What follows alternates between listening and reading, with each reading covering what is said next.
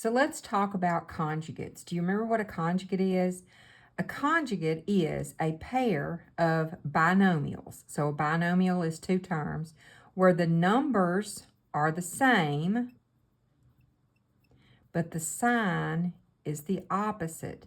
So when you look at all three of these are three sets of conjugates. Same numbers, opposite signs. Same numbers, opposite signs. Same numbers, opposite signs. Now, some interesting things happen when you multiply conjugates together. You don't have to multiply them together. That doesn't have anything to do with the definition. But let's just look at what happens when we use the FOIL method and we multiply. X times x is x squared. X times minus 2 is minus 2x. 2 times x is positive 2x. And 2 times this is negative 4. Now notice, those two in the center cancel out, and you have x squared minus 4. Kind of interesting.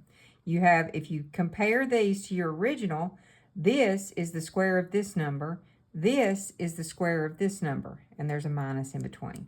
So let's see what happens over here when we do the same thing. Multiply these two together, 4x squared. Let's do the outside ones. That's going to be negative 6x. Let's do the inside ones. That's positive 6x. And then the last two is minus 9. Once again, these two cancel out. You have 4x squared minus 9.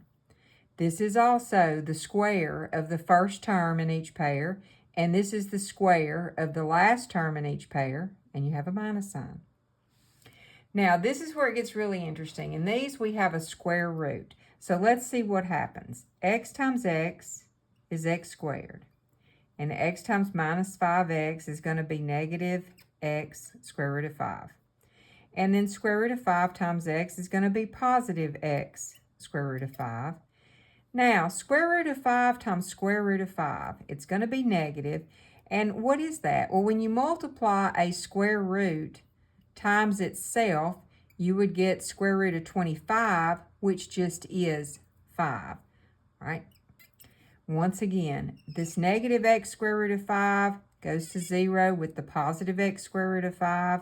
So you have x squared minus 5. And once again, this number is the square of the first one. 5 is square root of 5 squared.